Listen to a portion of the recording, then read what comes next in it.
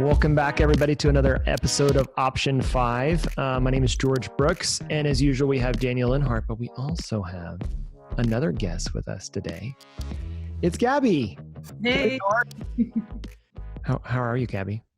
Doing good. Good. Are you? About the 12-pack of soda that I got, and it's been really eventful and exciting the past couple of days. So, I mean, we have to celebrate the little things, right? Yeah, for sure. Yeah. Whether it's soda or, calling the vet because dogs eat chapstick. I mean, you name it. We have to just latch on to those periods of excitement. That is right. That is right. Yeah. Well, just to give you a little bit of background, Gabby, how long? Dan would know. I'm terrible with dates. How long have you been at Crema? Well, now I kind of want to quiz Dan. Dan, how long has Gabby been at Crema? I believe it'll be 2 years this coming December. Or 3 years. Was it December 17 or December of 18? 13th. Oh, okay. Yeah. But the year was 18. Yes. Yeah. Oh, yeah. Yeah, it's been 6 years. Yeah. So Gabby is one of our application developers here at Crema, and she's been with us for a few years now and is awesome and is working on one of our very high profile clients right now. And we wanted to take an opportunity to sit down and have a conversation with her. If you haven't already, we've had conversations with some of our strategists and then Mary, most recently, a product designer at Crema. Mm-hmm. And I was really excited to talk to you, Gabby, because not only I want to hear your story about how you got into doing development and why, and then some things maybe about how we do things here at Crema. And then how that gets wrapped in this thing that we're now calling like a Crema framework or something. I don't know. We still need to name it. We haven't named it yet. But also, I know that you've traveled a lot, and so thinking about now being in a context of like working remote, but still close, and so I just want to kind of explore a few of those things today. So let's start with you. Tell us a little bit about yourself. How'd you get into development? Why, and then maybe kind of the road up to Crema, if you will. Sure. So yeah, I was always kind of like, I feel like in retrospect, I was always kind of working my way towards becoming a developer. Like I didn't know it at the time, but I kind of did everything, adjacent to development. So I did a lot of end user support, a lot of infrastructure for software, that kind of thing. Started out with a computer engineering degree, had way too many credits and wanted to get out. So I got out with an information systems degree out of school, was a sysadmin for a long time. And then about 3-4 years ago, I was sort of looking for something more creative to do, just spending so much time with software. That was always a constant frustration, not being able to get into the code and like fix a bug that I knew was causing, pain points for an end user, that kind of thing.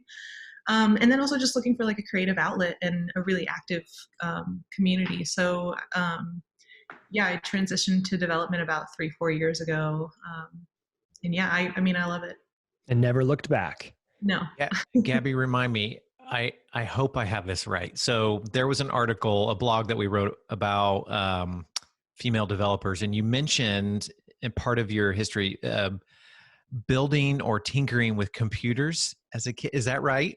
Oh, for sure. Yeah. So my dad has always worked in tech. And so we had like a computer pretty early on. And essentially, he was pretty supportive of me breaking it all the time. So playing around with like MS-DOS commands, that kind of thing, trying to figure out how to get internet when my parents had grounded me or whatever. Which I can't imagine nowadays, with kids with mobile devices and all that kind of stuff. It's impossible. Yeah.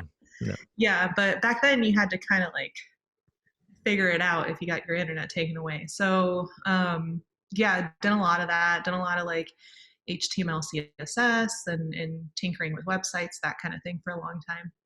Awesome. So I know that we're realizing that we need to get better at making sure that we share all the things that we're sharing on our podcast actually inside of our company as well. It's, we're learning. But this rumbling of Crema coming up with the framework, right? And us talking about just trying to put words and vocabulary towards what we've already been doing kind of naturally over the last, 8 years, and for you the last couple years.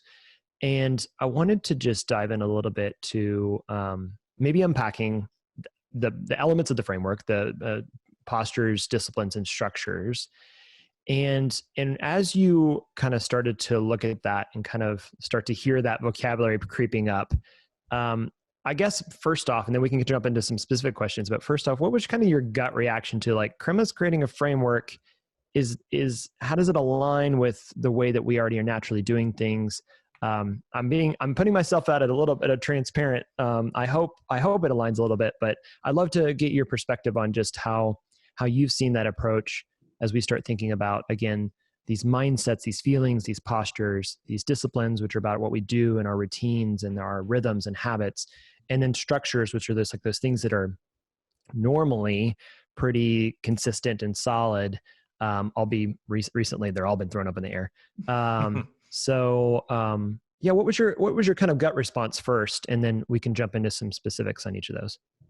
Sure. Yeah. So, I mean, for me, I did have a question of like what it means to sort of put in place standards, right? Like, does that kind of stop you from being able to either innovate or find the right solutions to the problem, that you're currently working on? But I think over time, I've realized that like it's sort of a way to pull out what's repeatable and what works, right, within our culture. So I think it's a lot of that. It's almost like if we were to build like a Crema franchise, right, hand it over to somebody else, like how could they be successful?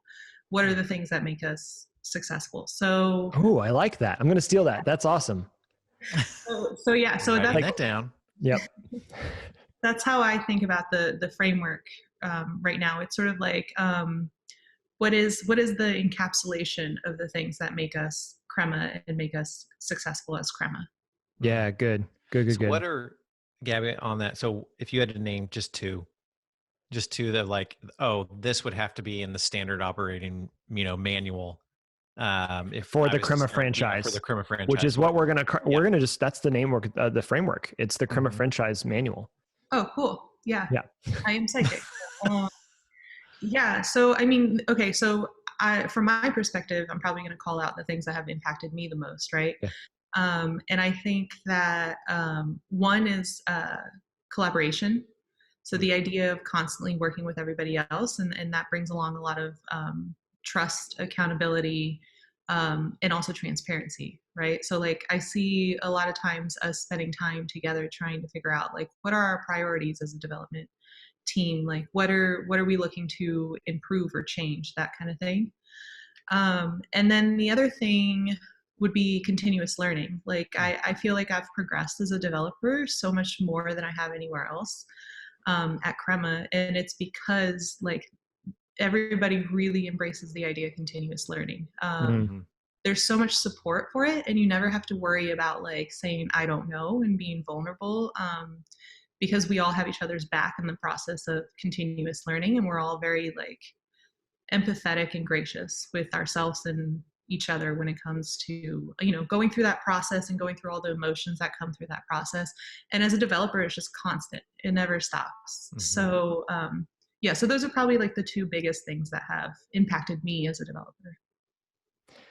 What are, as you start to think about, so I think there's some awesome things there, especially around, you named several Crema values in there as well. So that was fantastic, which by definition are structural because they don't change very often, but also drive at mindsets, right? That you have this mindset of constantly improving, right? You have this mindset of wanting to collaborate, the value of diverse perspectives.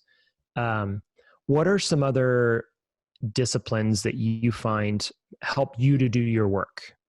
So things that either from a personal perspective are good just in the rhythm of your day or your week, or from a team perspective that you value that the team has a discipline or a rhythm or a habit of doing something. What are some of those that help you as a developer to do the best work possible?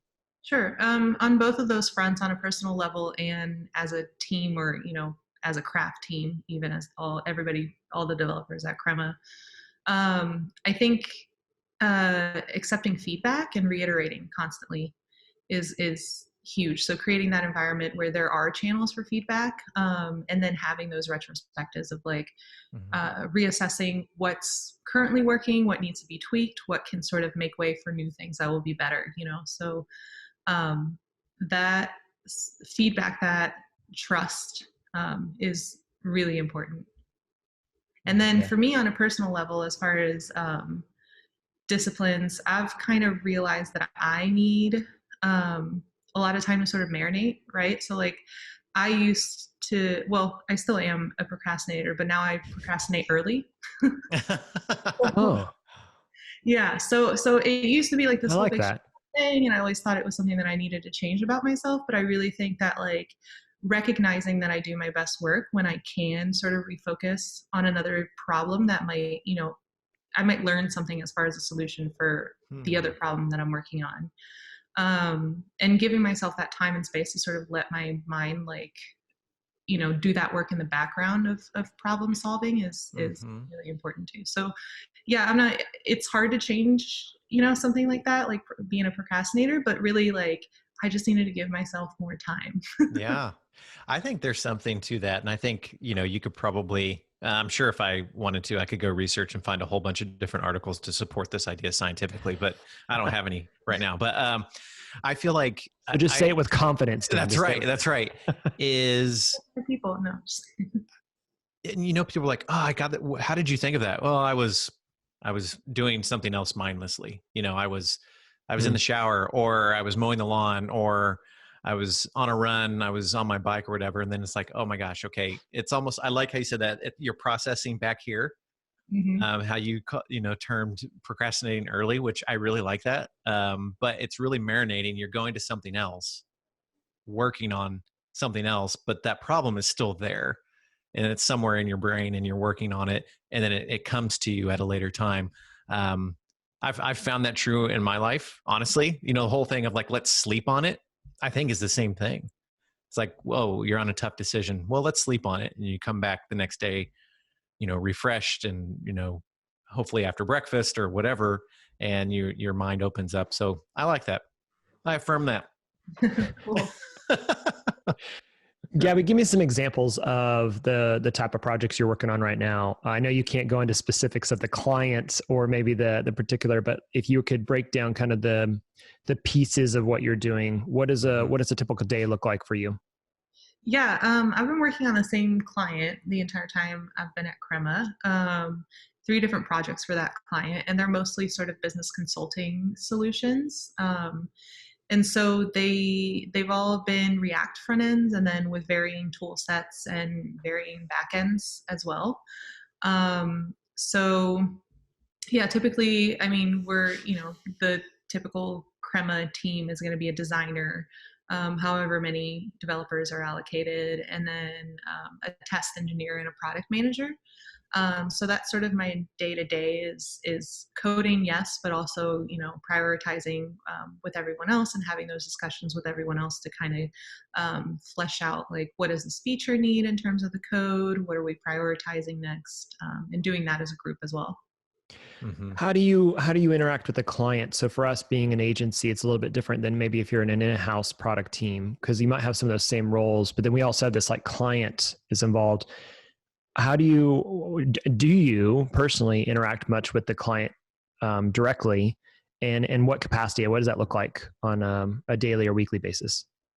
Yeah, we definitely run into decisions that we need the client input on, right? And we do have direct access through Slack, or we have like weekly or biweekly meetings where we get that opportunity to have those discussions with the clients. And we tend to do that as a group, or at least in an open space. That way everybody kind of sees that communication and is on the same page as far as, you know, where we're headed. So that's super helpful to have that direct interaction with the client. Real quick, I have when you first started, was that part of the process already that we had when sprint retrospectives with the client? Was that already going on? Yeah. Okay. Yeah, in my experience the entire time. Okay. Is it different from the experience you had before you came to Crema, and just how has that, I can only imagine, I'm pretty sure when we first talked about it, because we didn't always do that. We probably started maybe 4 years ago. inviting clients into that because we felt like they needed to see firsthand how the project was going. It's Rather transparent.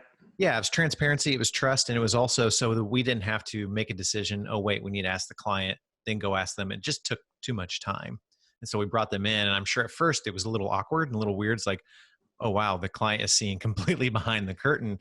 But I'm kind of curious to get your input on this of like maybe coming from where you were and then to Crema, what was that level of transparency and trust like? Because that's a big posture and discipline for us, was to bring them into that rhythm. So I'm kind of curious your input on that.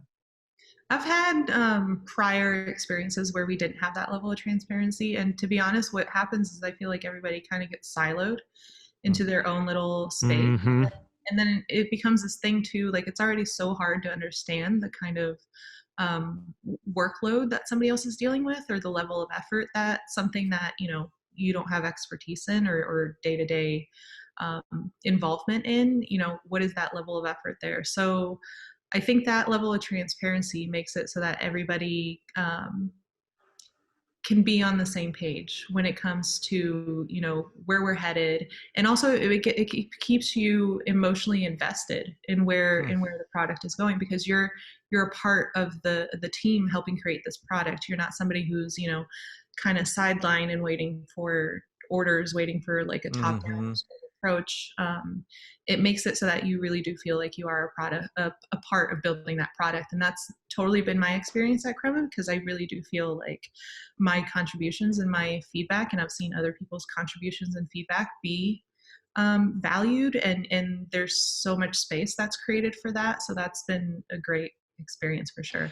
What postures do you think, if you start thinking about mindset? So you mentioned a couple of things where that's people's perspectives are valued, but what do you think it takes to actually do that? Because I think a lot of companies really struggle where they go, yeah, everybody's valued, but like, what mindsets or postures or attitudes do you have to have where you go, no, I really want to hear you. Right. I really want to get it along. Actually means something. It means something. Right. I'm kind of curious if you have anything off the top of your head that drives to that outcome.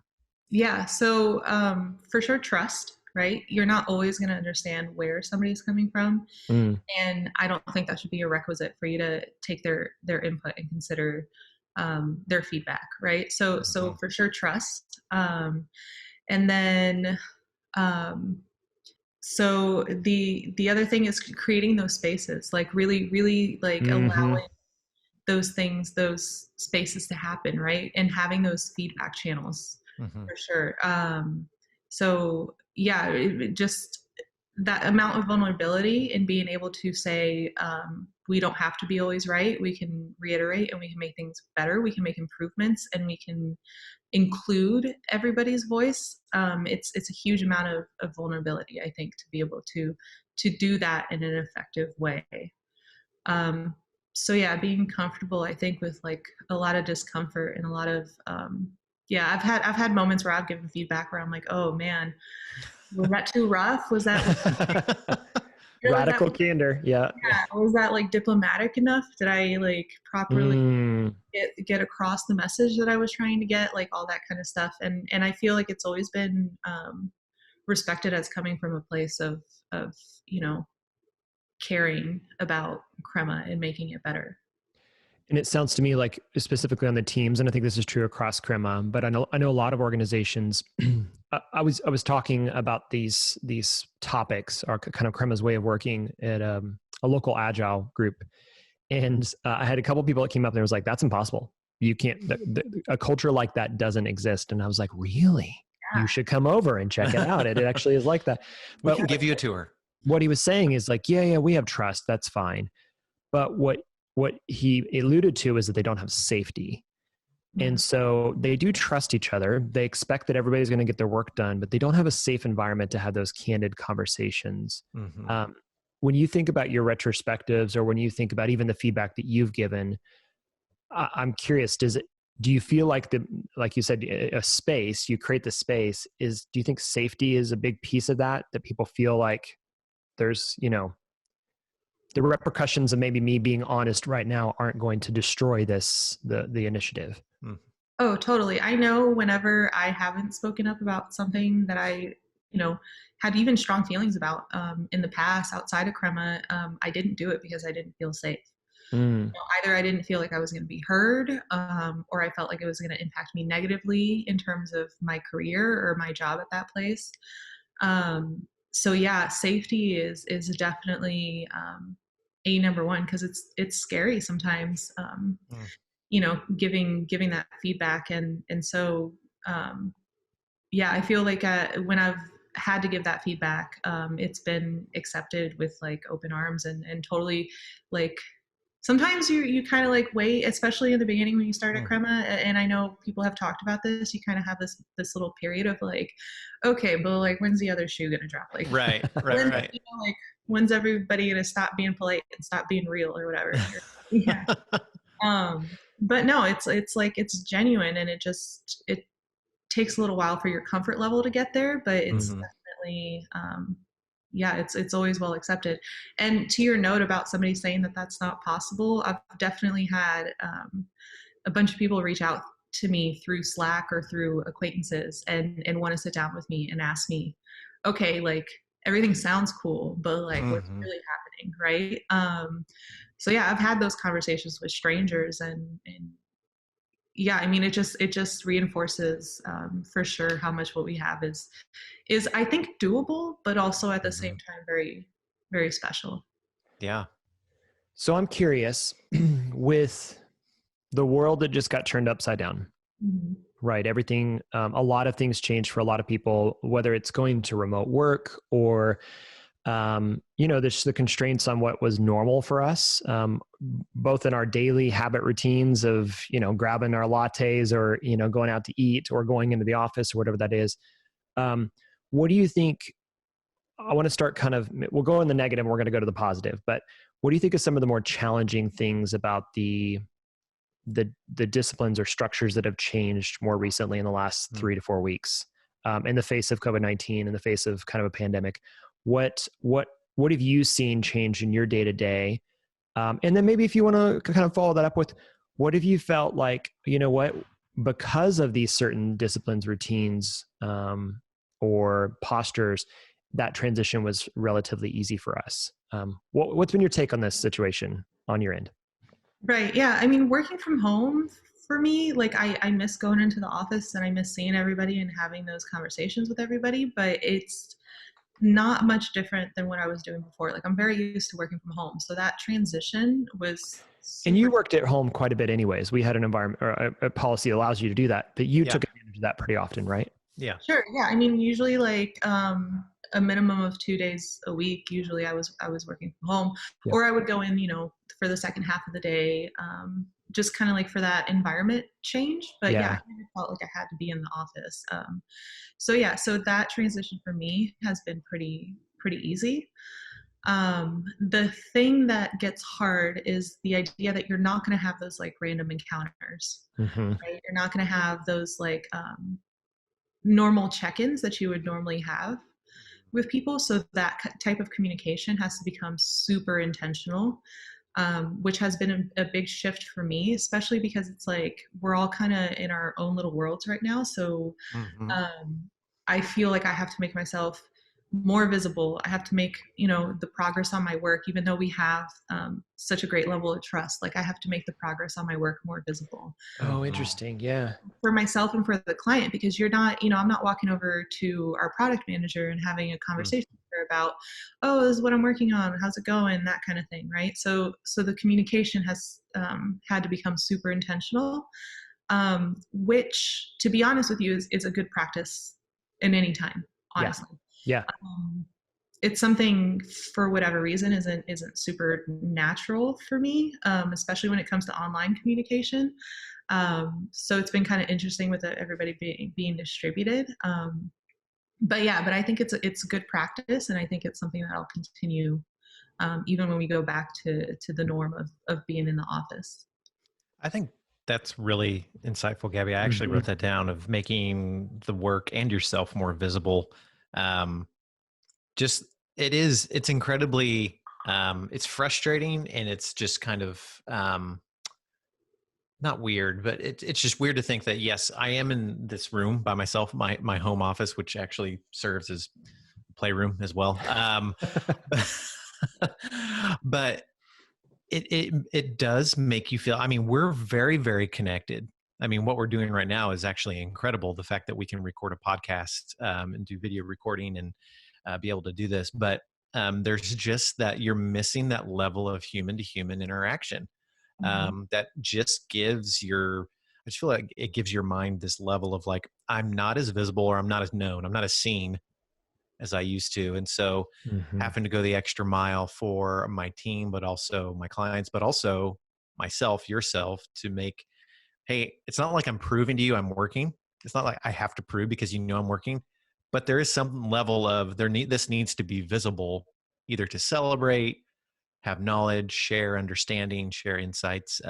That's really insightful. I wrote that down. I think as a company, we could dive into that a little bit more later, but yeah, that was good. I'm kind of curious, Gabby, what does visibility look like for you? Does that mean that you're trying to get something to a state where people can touch and feel it and actually use it? Or is it demonstrating something, or using another tool to say, let me take snapshots, or giving a report? Or what's visibility look like? Yeah, I think a lot of it is just being more thorough when it comes to certain things like pull requests, for example.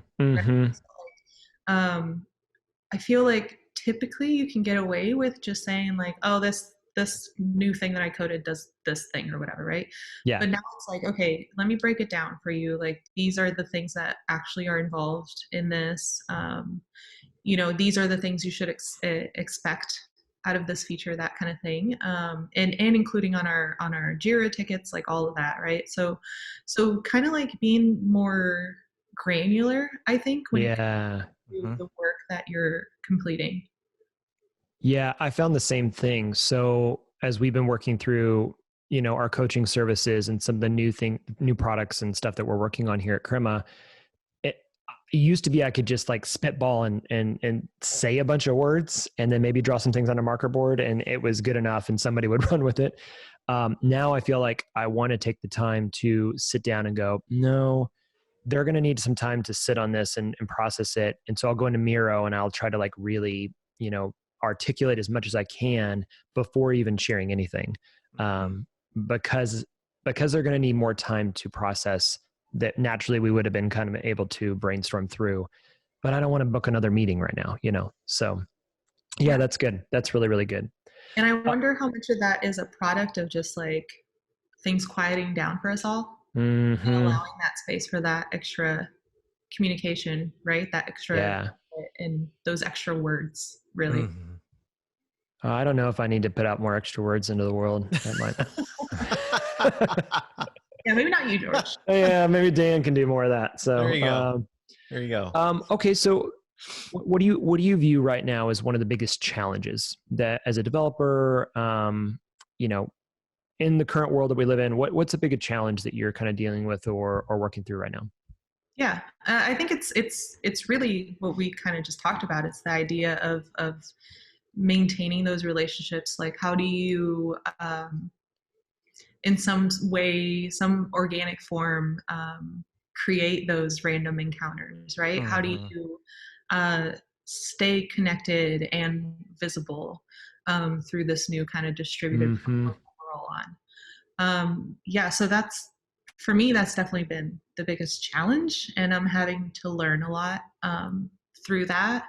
Because like I said, it doesn't exactly come natural for me. I feel like some people, can sort of do that a little bit easier than I might be able to. So yeah, that's been a huge learning process for me, for sure. And then kind of maybe wrapping up a little bit. I was trying to figure out how to bring it. I had a buddy of mine text me today, and I feel a little bit out of the loop because it used to be that I was close enough to development or even dabbled in it myself, albeit a little bit, that I could point people towards resources. If someone is in a position right now where their world's just been turned upside down and they have a lot of free time and they want to learn how to jump in and actually maybe start to learn about development, where would you point them? Actually, I literally got this text this morning and I haven't replied back to him because he said, hey, hypothetically, someone's looking to get into development, where would you point them to start?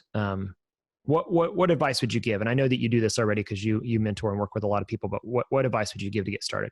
Yeah. So this is one of the things that I get super excited about. So I think that one of the biggest things you can do for yourself, especially in terms of transitioning career or learning a new skill set, is to just commit yourself. For me, that's where it had to kind of start. Like, I feel like if you're going to rely on your willpower, it might be a year from now. It's like the whole Duolingo thing, right? I'm going to do 15 minutes every day. Yeah, that's great if you can get that done. But if you're going to rely on your willpower, like, there's a chance that's going to fall off eventually, right? So creating habits helps. But really, I think committing yourself to where, like, oh man, I got this thing on my calendar that I need to go to now, is going to make a big difference. Having that level of accountability is going to matter, right? So getting involved in like the local dev community, going to meetups. A lot of them are doing online right now. So good. Getting involved in that way, finding local Slack channels, reaching out to somebody who's at a place where you want to be, who maybe had a similar trajectory to what you see yourself doing, and asking them for help, asking them to be your mentor. You don't have to look for somebody who's like an expert in the field and knows everything. Nobody is that, right? So just finding somebody who is where you want to be in the next year or two, right, is a great way to find somebody to mentor you. And then I think also learning to be gracious with yourself through the learning process. Like I mentioned before, there's just so many emotions that come with that, learning that you're going to have frustration and you're going to need that extra push in order to be able to keep persevering through it and get to the end of that loop, right? You need help with that. So absolutely committing yourself, and then get in over your head. Who cares, right? So committing yourself, finding somebody who can be that sort of support for you are great ways to do that. And then, because everything is so incremental in terms of learning, I would also say start a brag book. So a what? I like to call it a brag book. Okay. So start sort of logging, like, today I learned this, today I did this. I like that. Yeah, because over time, like, you can see the progress, and that's also going to help keep you motivated, right? Because it's so easy to forget, like, I didn't know how to do this a year ago. Yeah. And now I'm doing it, right? Now it's just like second nature. And that's also part of that loop of continuous learning, is just becoming complacent with what you already know, right? So I would say those things, and practically number one is get involved in the community. So like by definition, that's like option 5. Option 5 is saying yes and then figuring it out, right? Like, you have to make that commitment, that decision to move forward. And then you go, I'm going to learn. And then we had a mentor, which actually gave us very similar advice, which was, for us, I like your brag book. I'm going to use that. He was like, take pictures. And this was more for the growth of our company. He said, take pictures, which then we said, well, why don't we just turn it into a YouTube channel? And because he said, you'll forget what you've learned over time, or what it looked like when your company was only 3 people and now it's 40, right? And so I think that those same principles are right there. I love that. So good. It's really good. We forget too easily. And so I think even having a brag book just to show how much progress you've made can maybe provide you that energy to keep moving forward when it does get to be like, this is hard. Yeah, that's not something that I ever thought about, but I had somebody just recently tell me, like, when you're not feeling motivated, just pull out that brag book and just like look through it, like, it's awesome. Some people even write down compliments or like acknowledgments of their work. And that serves that purpose. Yeah. So good. So good. Wow, Gabby, thank you so much for spending the time with us today. I think this has been really, really good. I love to hear that you drank the Kool-Aid, basically, is what I want to get what I want to get into. That's really all that. Yeah. No, I'm excited to hear that you're passionate about this in a similar the way that Dan and I are. And that even though you haven't spent a lot of time I'm going to be honest, my camera is just falling over. I'm just going to have to lay it down. Somehow the tripod just like started slipping this way. And the whole time I've just been like holding it up here. Sorry. Even though you haven't heard maybe the details of all the things that we've been thinking about within the framework and the postures of trust in safety and humble confidence and collaboration and diverse perspectives, or the disciplines of, even this, like writing something down to remind yourself, to see the progress, to be constantly improving, to be retrospecting on your work. Everything that you've said is by definition what we're trying to wrap up into a very simple kind of litmus test for people, which is to say, you can work this way. Right. We can all do the best work of our lives right now in the face of a pandemic at a company that is trying to do good work. And I think it's so encouraging to hear you, you preaching the same thing and believing it, which is really, really cool. So thank you for sharing that. I really appreciate it. It's really good. Okay. So thank you everybody for listening again to another episode of Option 5. If you haven't already, make sure you subscribe. If you're watching us on YouTube, subscribe to the Option 5 YouTube channel. And I guess I'm supposed to tell you to like smash a like button or something. But basically give us a like, drop us a comment below. If you have any questions for Gabby or for our development team around how we use development to help our clients and ourselves thrive. And also, if you haven't already, share this with your coworkers, with your bosses, with your second cousins, and anyone else you want to. Don't forget the second cousins. I mean, yeah, I mean, I'm not really close with my second cousins, but they get forgotten all too often. Yeah. So anyways, but as always, thank you guys for listening. If you can, by the way, if you can, go to iTunes.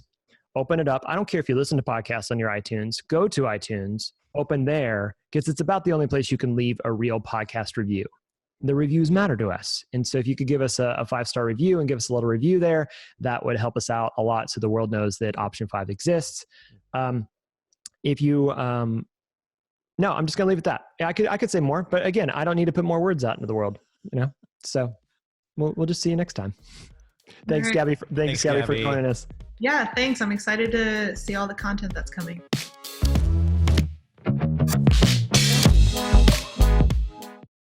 My name is Brandon Blackman. I'm a user-obsessed product manager with 5 years of experience in leading high-performing product teams. I am responsible for product planning, client and team relations, as well as long-term and short-term responsibilities for team members to reach their overarching goals throughout a product lifecycle. I mostly work with developers, designers, test engineers, and other team members on a daily basis. I enjoy working at Crema because it allows me to be on a team of individuals who know how to turn ideas into something real and tangible that a person can use to better their life. Option 5 is a podcast by Crema, a digital product agency that creates web and mobile apps for disruptive companies and industry leaders. We believe that design, technology, and culture can help create a world where individuals and companies thrive. Learn more at crema.us.